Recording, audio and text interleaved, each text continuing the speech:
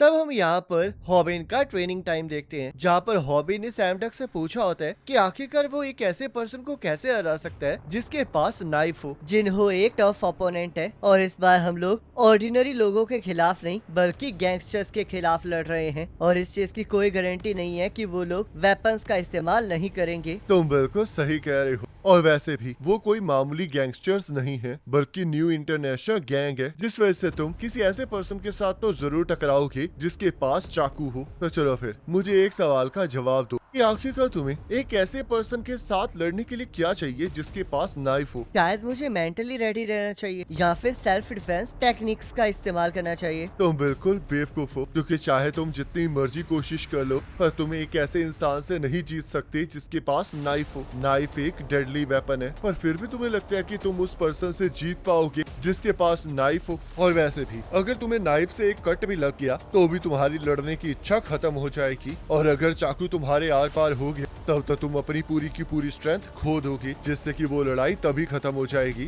शायद मेरे फ्रेंड्स और मैं चाकू के सामने टिक भी पाए। पर तुम लोग तो बस उस फाइट से भाग सकते हो। एक बार बहुत सारे मार्शल आर्ट फाइटर्स ने किसी ऐसे पर्सन के साथ लड़ने की कोशिश की थी जिसके पास नाइफ हो, पर वो सभी के सभी फेल हो गए थे, क्योंकि जब उनका सामना नाइफ से हुआ तब वो लोग एक इमेच्योर फाइटर बन गए। और चाहे जुजुत्सु फाइटर ने उसे टैकल कर लिया था, पर फिर भी वो उसे नहीं हरा पाया, क्योंकि वो बस अपने ओपोनेंट के क्लोज गया था, जिससे कि उसके ओपोनेंट को उसे स्टैब करने में ज्यादा आसानी हुई। जिस वजह से मैं तुम्हें यही सलाह दूंगा कि अगर तुम्हारा कभी भी किसी नाइफ वाले पर्सन के साथ मुकाबला हो तो तुम्हें वहाँ से भाग जाना है। पर अगर तुम फिर भी उस ऑप्शन को रिजेक्ट करते हो तो तुम्हारे पास जीतने का बस एक ही रास्ता है, और वो ये है कि तुम्हें घटिया चालों का इस्तेमाल करना पड़ेगा। और तब हम यहाँ पर देखते हैं हॉबिन ने मुन का सामना करने के लिए अपनी बैट से मुन पर हमला किया होता है, ताकि वो एक ऐसे पर्सन को हरा सके जिसके पास नाइफ है। और यहाँ हम देखते हैं कि जब हॉबिन ने लकड़ी को चाकू बनाकर सैम डक पर वार किया होता है, तब सैम डक ने एक जंप रोप की मदद से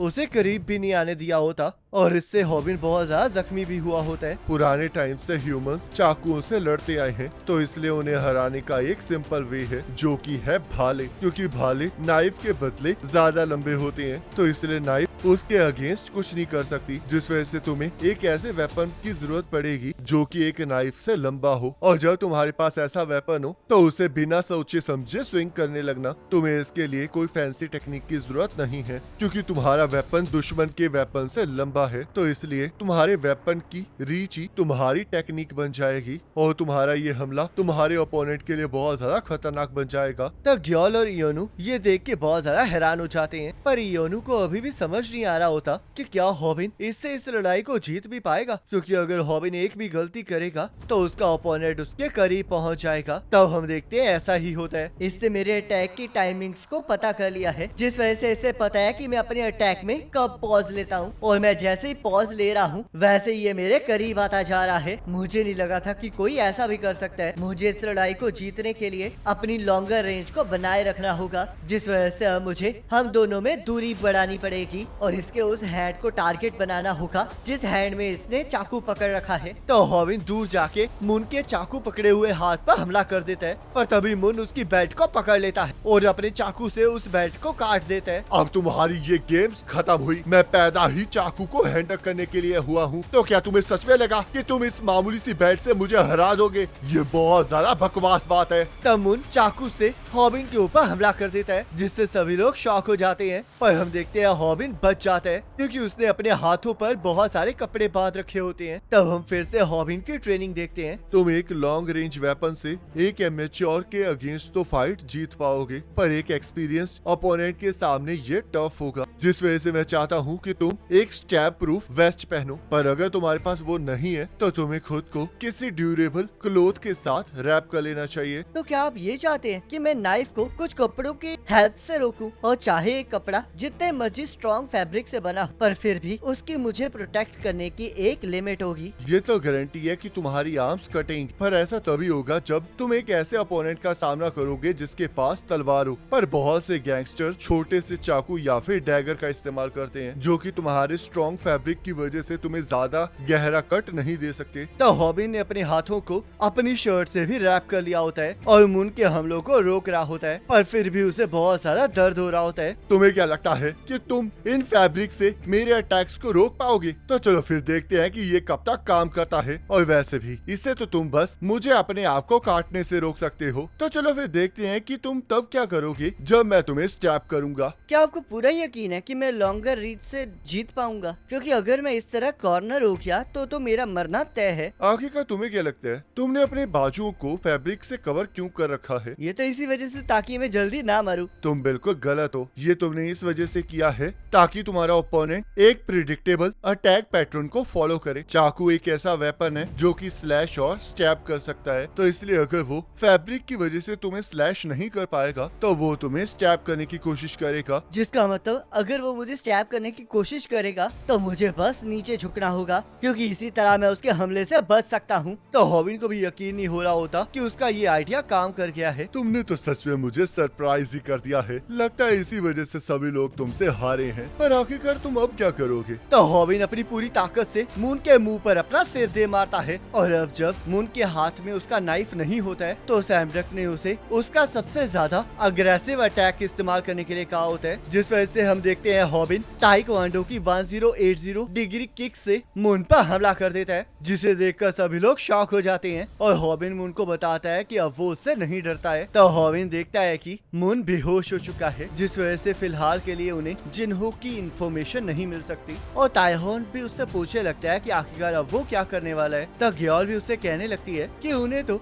मून को उसकी फिंगर्स को काटकर टॉर्चर करना था, पर अब तो वो लोग ऐसा भी नहीं कर सकते हैं। तो योनु को मून का फोन मिल जाता है, जिसे वो मून के फिंगरप्रिंट्स की मदद से खोल लेते हैं और उसके अंदर क्लूज को ढूंढने लगते हैं। तो योनु को वहाँ पर वो ऐप दिखाई देती है जिससे वो लोग ड्रग्स बेचते हैं और वहाँ पर उसने एक मिस्टर ओ से बात की होती है, जिससे कि योनु को लगता है कि वो मिस्टर ओ और कोई नहीं डोंग सेओक है, जिसने हान के साथ लड़ाई की थी। तो ये सुनते ही हॉबिन उस नंबर पर कॉल कर देता है, क्योंकि अब डोंग सेओक की एक ऐसा रास्ता होता है जिससे कि वो लोग जिन्हो को पकड़ सकते हैं। तो कैसे हो हॉबिन? मैं तुम्हारी ही लाइव स्ट्रीम देख रहा था, तो क्या तुम मेरी आवाज को भूले तो नहीं हो? आखिरकार जिंदगी कैसी चल रही है? यहाँ पर कुछ भी ठीक नहीं है, क्योंकि मुझे तुम्हें पकड़ने में बहुत मुश्किल हो रही है। वैसे तुम्हें पता कैसे चला कि मैं तुम्हें ही कॉल करने वाला हूँ? ये बहुत ज्यादा अजीब बात है ना। तुमने ही तो ट्रबल शूटर टीवी चैनल को क्रिएट किया था ताकि मैं उसे देख सकूं, और तुम तो उन वीडियोस में आए भी थे। तो क्या तुम्हें सच में लगा कि तुम ऐसा करके मुझे पकड़ पाओगे? तुम इसकी टेंशन लेना बंद करो, क्योंकि मैं वादा करता हूँ कि तुम अपनी पूरी की पूरी जिंदगी जेल की सलाखों के पीछे बिताओगे। हॉबिन, तुमने तो मुझे सच में डरा ही दिया।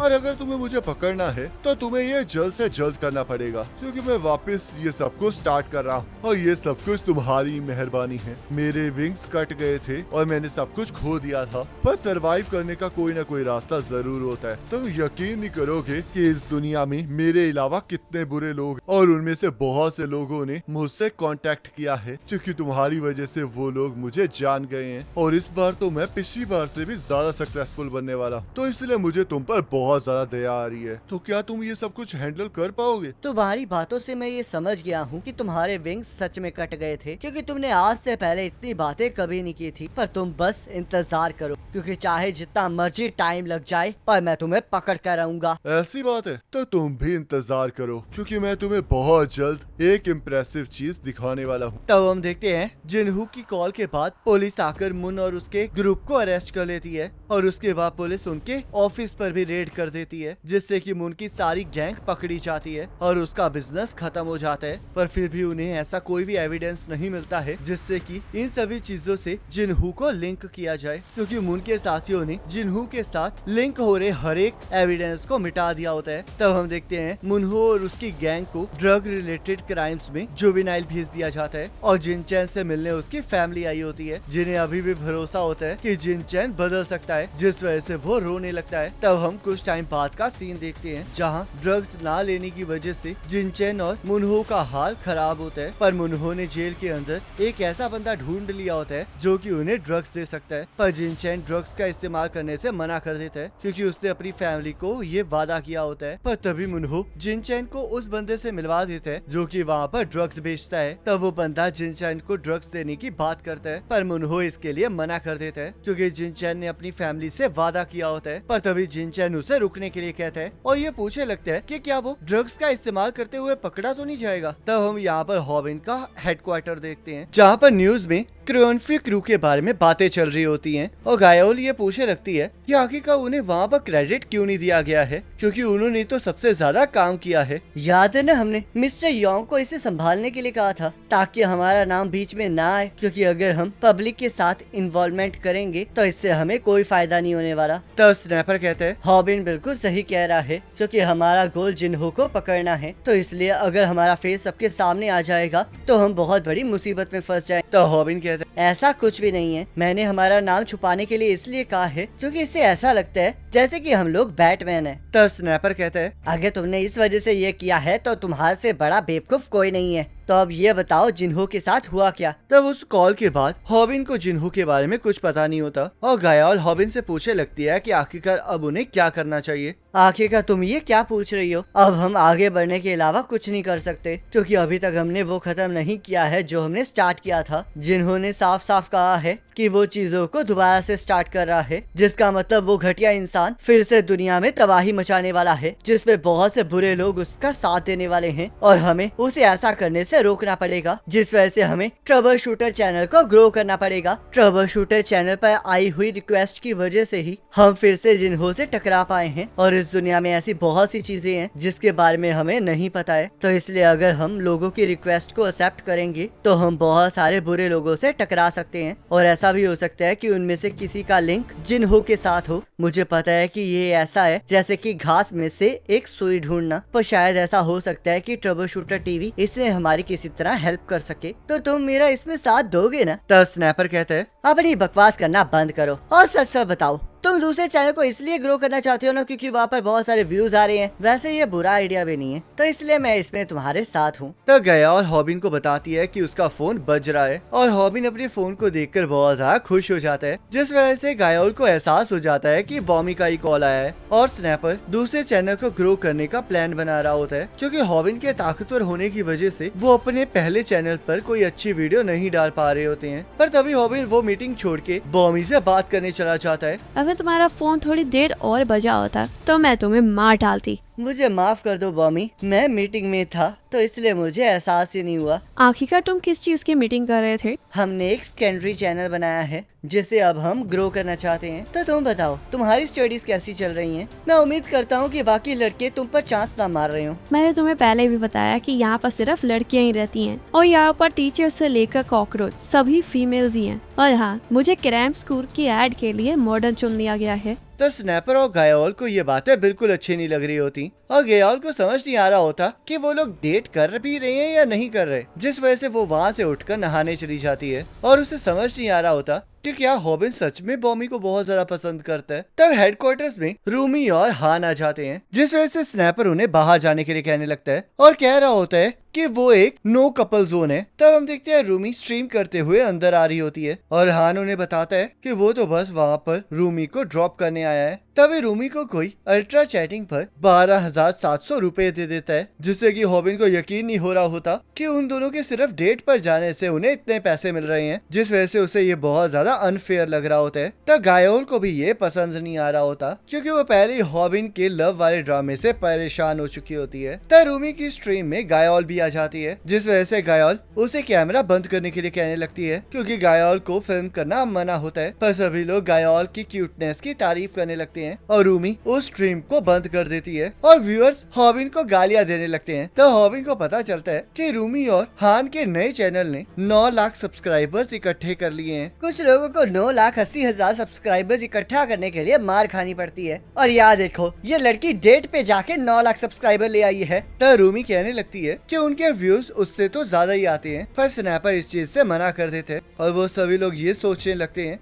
कि आखिरकार उन्हें अपने दूसरे चैनल को ग्रो करने के लिए किस तरह की वीडियोस डालनी चाहिए, जिस वजह से रूमी उन्हें अपनी तरह कपल कंटेंट बनाने के लिए कहती है, जिसके लिए स्नैपर तैयार भी हो जाता है और बॉमी और हॉबिन को कपल कंटेंट बनाने के लिए कहने लगता है, जिसे सुनकर हॉबिन खुश हो जाता है क्योंकि अब वो भी बिना मार खाए पैसे कमा सकता है। पर तभी हॉबिन को याद आता है कि बॉमी इस टाइम बोर्डिंग क्रैम्प स्कूल में है, जिस वजह से उसका वहाँ से निकलना नामुमकिन है। मैं तुम्हारी और बॉमी की बात नहीं कर रही थी, बल्कि मैं तो तुम्हारी और टाइहॉन की बात कर रही थी। एक बार सोच के देखो कि अगर तुम्हारी और टाइहॉन की वीडियो एक कपल के तौर पर आएगी तो तुम तो हमसे भी ज्यादा फेमस हो जाओगे। बकवास करना बंद करो। मैं किसी और के साथ ऐसा नहीं कर सकता क्योंकि हम मेरी गर्लफ्रेंड है। ये तो बस कैमरा के लिए है, लेकिन ऐसे कोई भी तुम्हें रियल लव करने के लिए नहीं कह रहा है। ये तो बस एक बिजनेस रिलेशनशिप होगा। और आजकल ऐसे बहुत से यूट्यूबर्स हैं जो कि मेक बिलीव मैरिज कंटेंट बनाते हैं और उसमें उनकी फीलिंग्स इन्वॉल्व नहीं होती हैं। ऐसी बात है तो मुझे कम से कम बॉमी से इसके बारे में बात जरूर कर लेनी चाहिए। तब यह बॉमी को लगता है कि हॉबिन उसे प्रपोज कर रहा है, जिस वजह से हॉबिन उसे सारी बात समझाता है। तब बॉमी उसे पूछने लगती है कि क्या वो अब किसी और के साथ शादी करने वाला है, जिस वजह से हॉबिन उसे समझाता है कि ये तो बस कंटेंट के लिए है जिसमें कोई भी फीलिंग्स इन्वॉल्व नहीं होंगी। और हॉबिन को पूरा यकीन होता है कि बॉमी इस कंटेंट के लिए मना कर देगी, पर तभी बॉमी इसके लिए मान जाती है क्योंकि हॉबिन को अपना सेकंड चैनल ग्रो करना होता है। पर वो उसे धमकी देती है कि अगर उसने ये कहा कि वो मैरिड है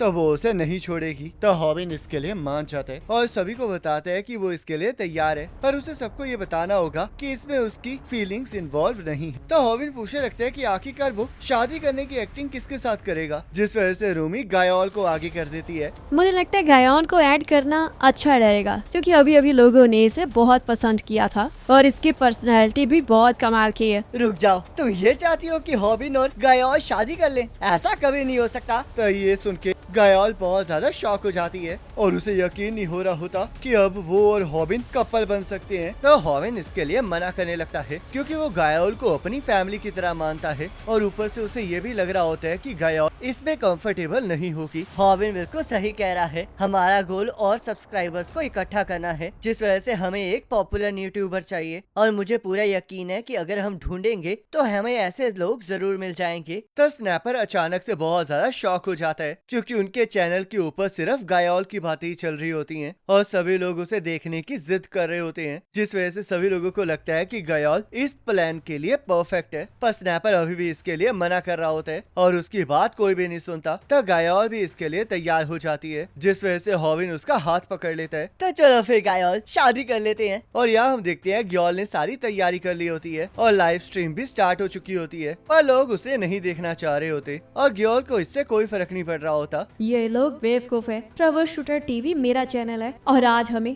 हॉबिन जैसे एक बड़े यूट्यूबर के साथ कोलैब करने का मौका मिला है, जिस वजह से मैं ये अटेंशन ग्रैबिंग कंटेंट करके रहूंगी ताकि मैं उसके सारे सब्सक्राइबर्स को चुरा सकूं। तो इसलिए बस वेट करो हॉबिन और मैं तुम्हें दिखाऊंगी कि आखिरकार बॉस है कौन। तो हॉबिन और ग्योल तैयार होकर वहाँ पर आ जाते हैं, जिसे देखकर सभी लोगों को बहुत मजा आ रहा होता है। पर बेचारे स्नैपर का दिल टूट गया होता है और लोगों को समझ नहीं आ रहा होता कि आखिरकार कैमरे का लेंस भीग क्यों रहा है। मैं व्यूज के लिए ये सब कुछ करने के लिए मान तो गया हूँ, पर क्या ये सच में सही चीज है? क्योंकि मैं तो इस टाइम बॉमी को डेट कर रहा हूँ। हम लोग इस टाइम बस कैमरे के लिए एक्टिंग कर रहे हैं और ये तो बस एक बिजनेस है, तो आखिरकार क्यों मैं इतनी ज्यादा नर्वस हो रही हूँ। तो सभी लोग उनकी शादी के लिए बहुत ज्यादा एक्साइटेड हो रहे होते हैं और ग्योल सब कुछ खत्म करके उन दोनों को किस करने के लिए कहती है, जिसे सुनकर वो दोनों हैरान हो जाते हैं। तब ग्योल उन्हें समझाती है कि व्यूअर्स इसी मोमेंट का इंतजार कर रहे हैं, जिस वजह से उन्हें ये करना ही होगा क्योंकि शादी तो इसी तरह खत्म होगी। तभी कोई हॉबिन को पिगी बैक राइड के लिए 3000 रुपए देता है, जिस वजह से हॉबिन गायोल के ऊपर चढ़ जाता है और स्नैपर को समझ नहीं आ रहा होता कि आखिरकार उसे इतनी दूर से सुपर चैट सुनाई कैसे दे गई। तब जिस बंदे ने पैसे दिए होते हैं वो बंदा अपने पैसे वापस मांगने लगता है क्योंकि वो गायोल को हॉबिन के ऊपर चढ़ा हुआ देखना चाहता था। तब इन सभी चीजों से गायोल बहुत ज्यादा शर्मा रही होती है और हॉबिन को याद आता है कि उसने अभी तक गायोल के फादर को इसके बारे में कुछ भी नहीं बताया है, जिस वजह से वो डरने लगता है क्योंकि वो एक वॉर हीरो को अपना दुश्मन नहीं बनाना चाह रहा होता। चिंता मत करो हॉबिन, मेरे डैड यूट्यूब नहीं देखते हैं और वैसे भी उन्हें तुम्हारा चैनल बहुत ज्यादा बोरिंग लगता है, तो इसलिए तुम्हें चिंता करने की कोई जरूरत नहीं है। पर तभी हम यहाँ पर देखते हैं सैम डक ने ये सब कुछ देख लिया होता है और वो एक ग्रुप के साथ टूर पर गया होता है। पर ये सब कुछ देखने के बाद वो बस की खिड़की को तोड़कर वहाँ से चला जाता है। तब हम यहाँ पर गायोल का घर देखते हैं, जहाँ गायोल को अभी भी यकीन नहीं हो रहा होता कि आज उसके साथ इतनी रोमांटिक चीजें हुई हैं। क्या तुम इतने ज्यादा खुश हो बेवकूफ? सोचो अगर तुमने वो सब कुछ मिस किया होता तो हमारा कितना नुकसान होता,